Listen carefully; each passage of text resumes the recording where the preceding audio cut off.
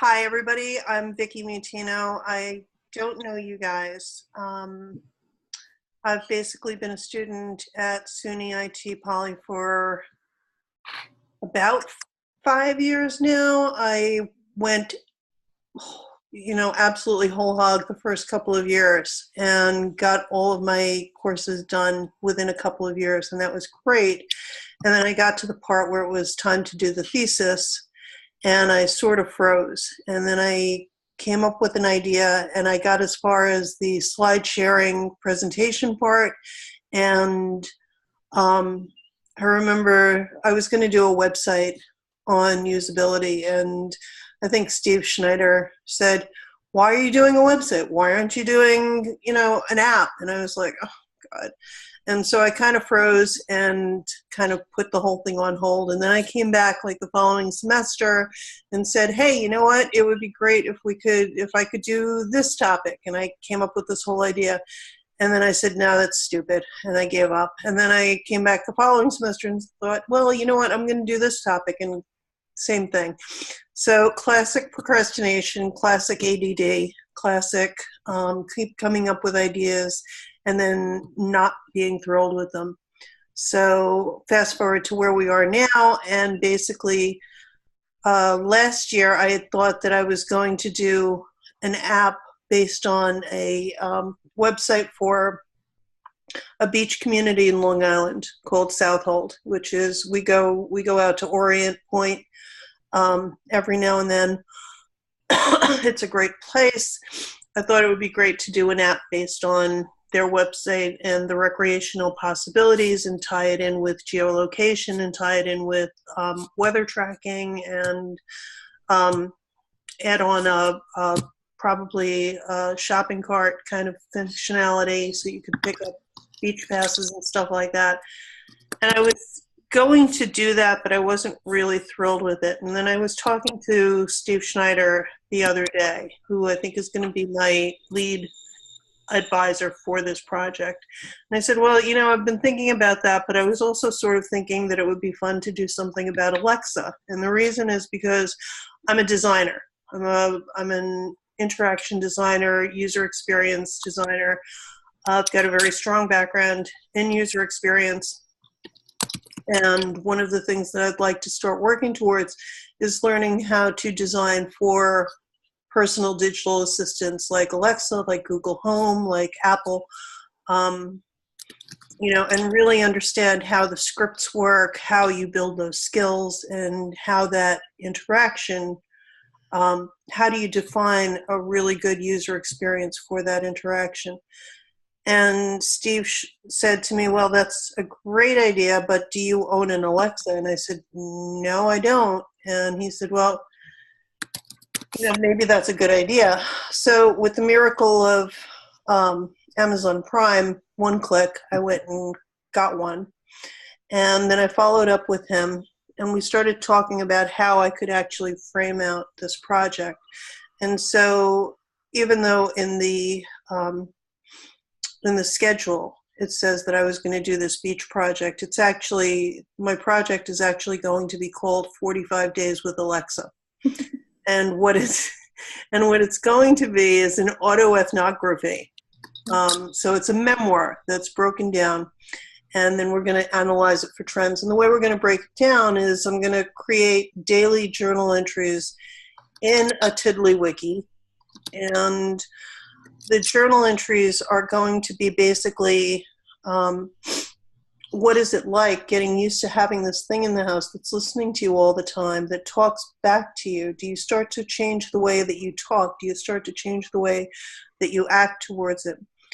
The interesting thing is that the reason I sort of was interested in this also was because I work obviously with a lot of techie people, and my boss and another guy that I work with, both of them have an Amazon Echo.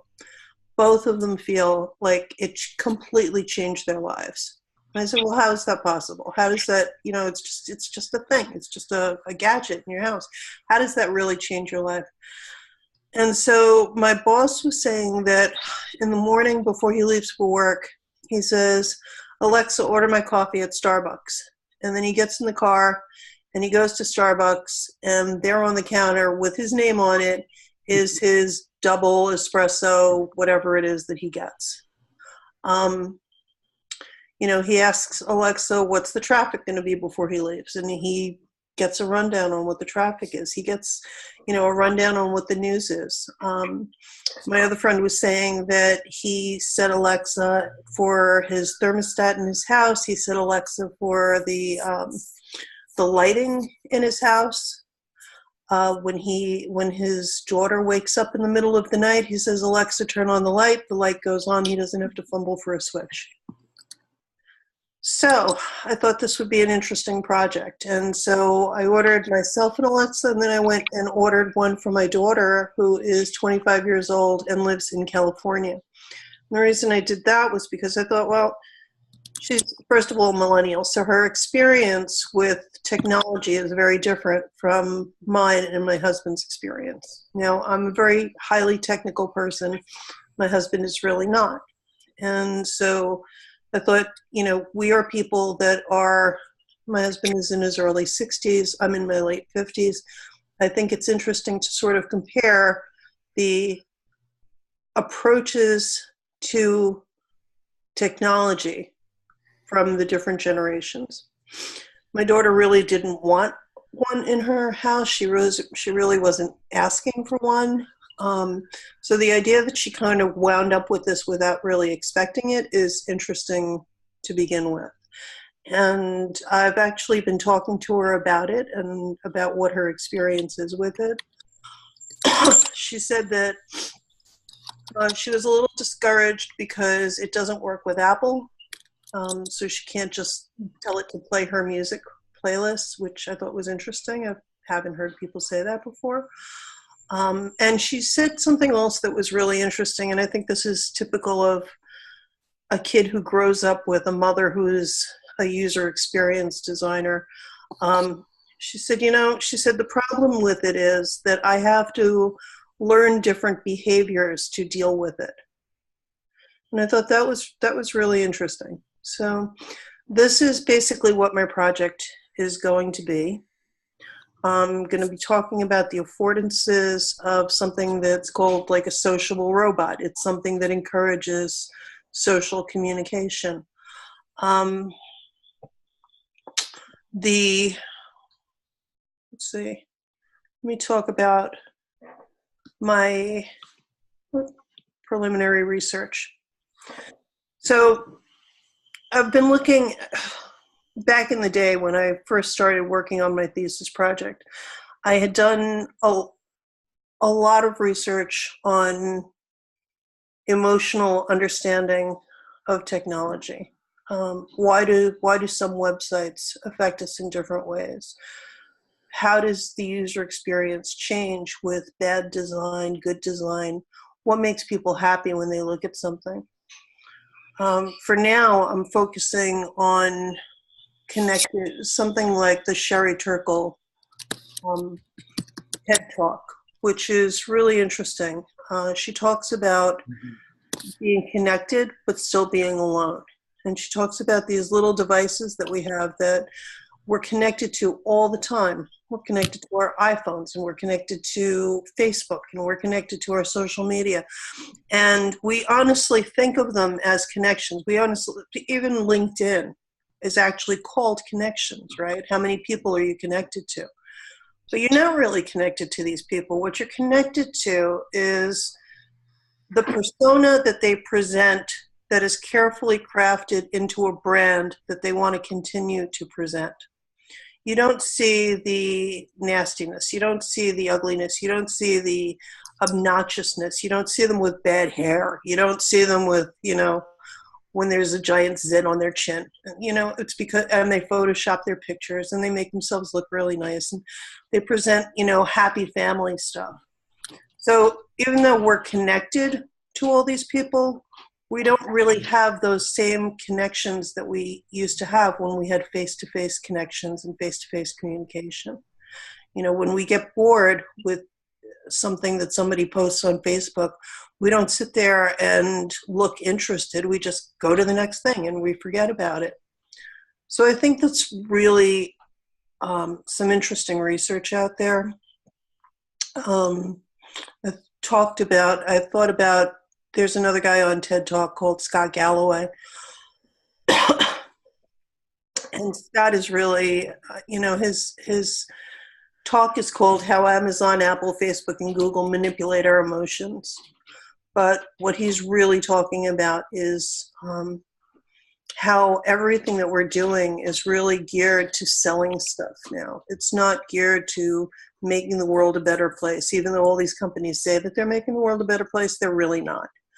They're really geared to selling stuff. And if you look at what's going on with Echo, with Amazon Echo, they've brought the price point down to a point where I think there's one piece that's actually selling for $39.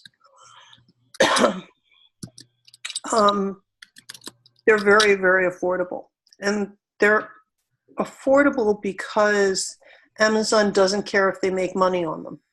They're not interested in making money on them. What they're interested in doing is getting a bigger and bigger share of sort of the social universe, getting themselves in there so that every time you mention, hey, honey, I think we need some dog food, Alexa's going to be right there saying, hey, do you want me to order some dog food for you?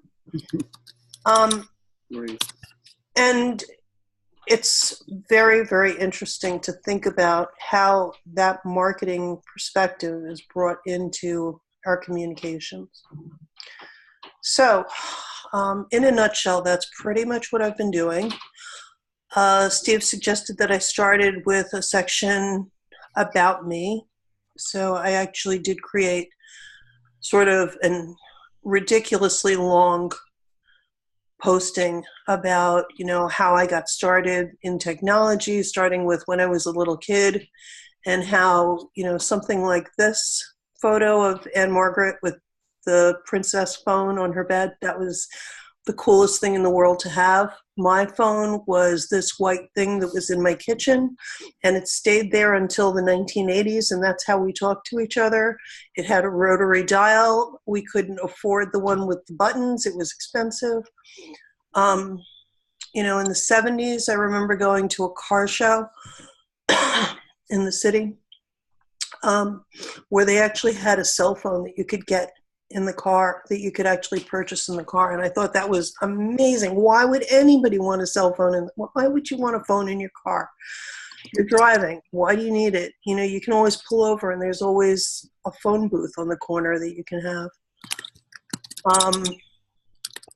And I talk about, what it was like when they first brought out the Tandy computers and what it was like to see that in the Radio Shack on the corner in the store. And starting in the 80s when I went to college, actually taking computer courses and what that was like. And basically I had gone to Albany State, and Albany State had, absolutely top of the line computers with video terminals, and it was great. You could sit there and you could type into the video terminal and you'd see what was going on the screen, and if you made a mistake you could backspace, and it was great. And then I dropped out of Albany and transferred into Queens College and took another computer course, and at that one at Queens all they had was key punch terminals at that time. So you had to sit there with a stack of 3x7 cards and type them carefully. And if you made a mistake, you had to get a new card and type it.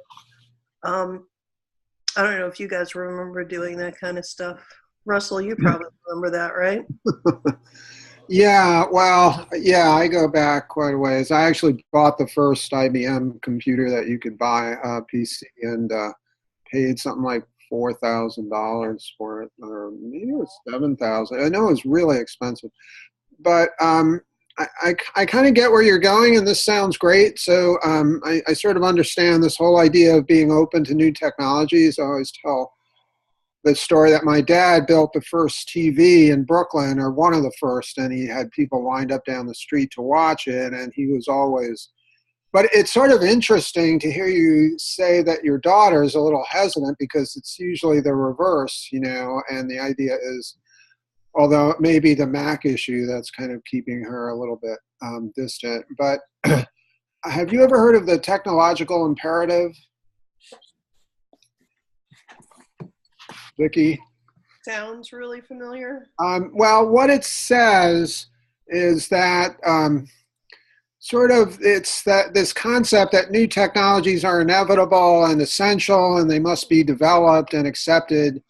And there's also this this issue of, does technology drive us, or do we drive technology? It's always a little bit unclear.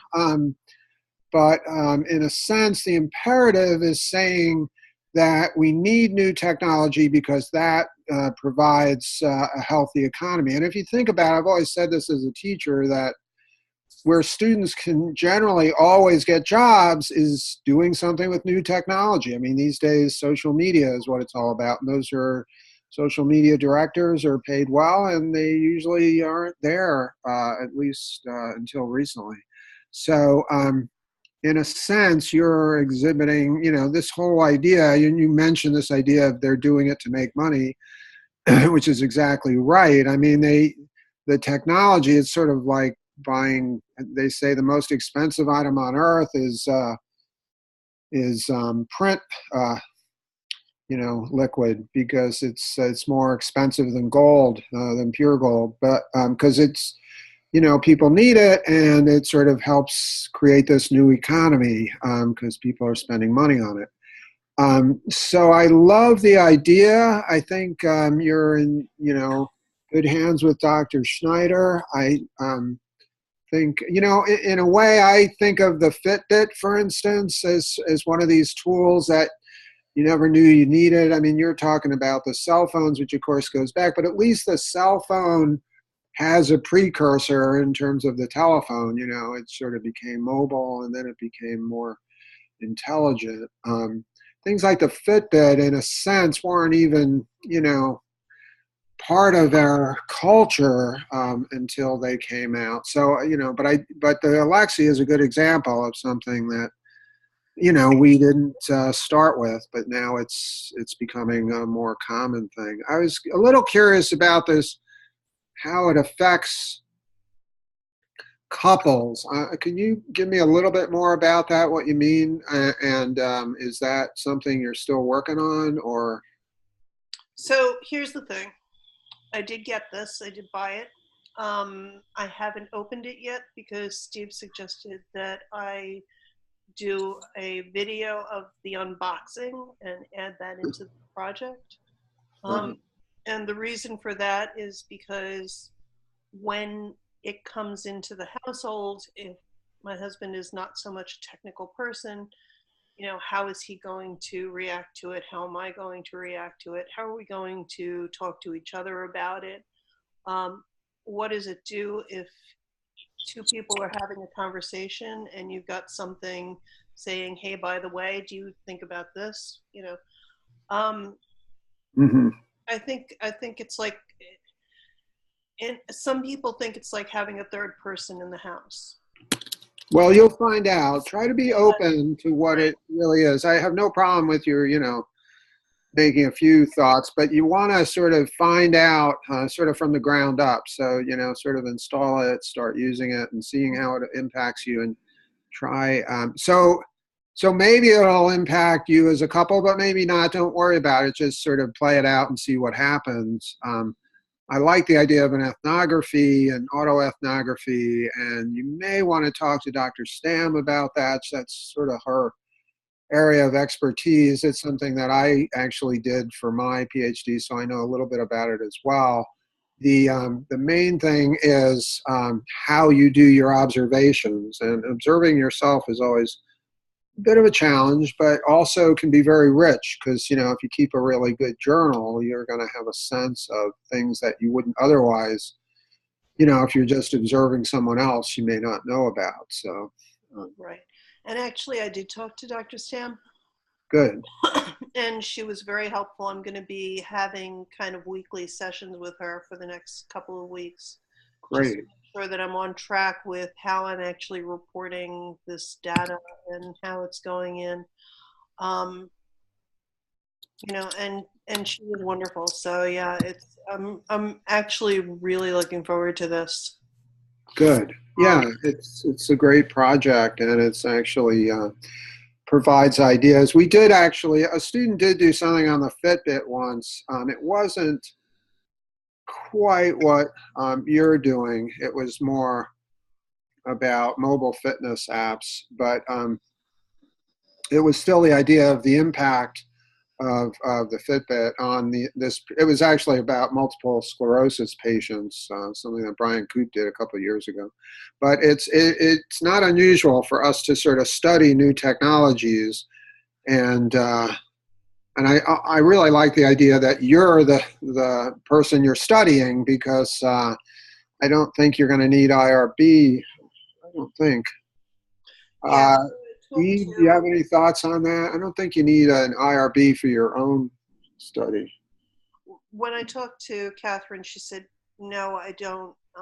Okay. You know, I did send my husband and my daughter consent forms, which they thought was Good. hilarious. My daughter Right. sent that back to me already. Just you know, just to kind of fill in the blanks. But Catherine said it's probably not even necessary to do that.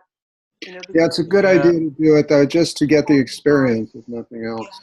I don't think you need IRB to study yourself, but I mean, yeah, I don't. But you might need it for your daughter or your husband. Um, Yeah. so I mean, that's what Catherine said was that since I'm not really interviewing them at any particular depth, I'm just kind of recording, this is the family experience. Um, it's probably not something that I need to worry about.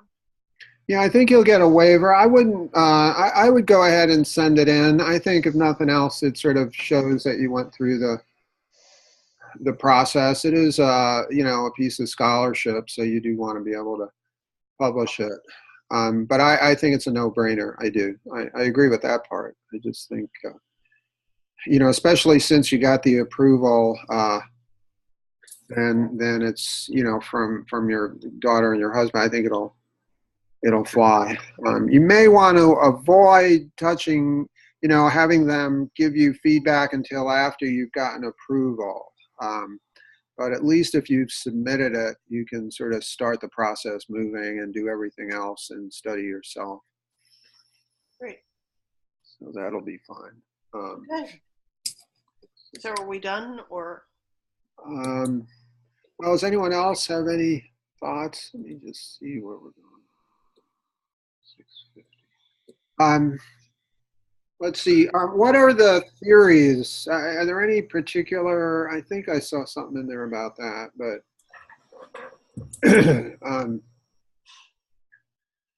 So there is affordance theory. okay. Probably what I'd be looking at. But again, coming as a designer, the thing that I'm most interested in is how is the experience designed? Um, ideally at the end of this, what I'd like to be doing is also maybe designing a script for Alexa. They call those skills. And so I'd really like to be able to design a skill for Alexa and see how that works and how that's implemented.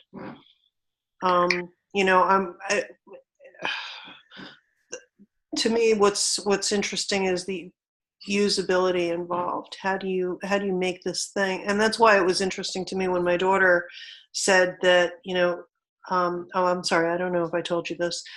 She said she was disappointed, but she said that she felt she had to learn new behaviors to deal with this, Okay. to use this machine. And from somebody with a background in user experience, that's the last thing that you want to see happen with new technology. Especially if you're coming from the Apple world, everything is supposed to be intuitive. You're not even supposed to think about it. And when you think about what an Amazon Echo is, you're talking about something that was supposedly designed to, you don't log on, you don't touch anything, you just suggest something and it comes up with alternatives for you. So Yeah. that was interesting stuff too. Yeah, I see. You could consider human-centered design only in the sense which was from, I think that was 501, because ownership is a big part of that concept of human-centered design and engagement. So what are the things, is it sort of skipping over so you no longer have to really think about it, and that it's a natural progression so that when you have a concern, you can just say it to or Alexa and it'll respond to that. Is it so malleable, so it's not saying, oh no, you have to put these words ahead of that, or, you have to introduce some topic. You can't just ask it. So, if you can say, as your boss would, something about, I'm going to pick up a coffee on my way in, then it becomes human-centered. It's centered around your needs, not the needs of the program or the needs of the operating system or whatever. It's just one of those things that understands your needs and starts adapting to it. Right. You may want to think about that. I think I put a copy of that chapter. It starts on page 68 from the Jacobson book. And it's sort of this idea, like part of it is, one of it's called responsiveness, a general sense that you can get the system to respond to what your needs are. It literally says that, your individual needs and ways of doing things. So and I think that's one reason it's so popular, is that it is so easy to use. It's sort of without any real, work on your part, it will understand what you're after and find that. And maybe not in some cases, and that may be part of your journal, is sort of seeing how smooth the transition is and where the difficulties may be. Right. So, Okay. so that's a theory you may want to consider, or at least look through it and see if it resonates or not. Yeah, I think that's a really good idea to go back and look through some of the books that I used in previous. Yeah, the Jacobson book. That was the chapter written by Cooley, and it's always good too when something has, shows up later and it's something that you learned in the program. So it's just one of those things. A number of our students have used that, even if it's just one sort of little section, 2-page section, and the idea of theory is it should help you better understand what it is you're experiencing. It should help you, not, it shouldn't be an effort to do that. You should be able to see the connections right away. So that's a thought. Let's see. Good. So Catherine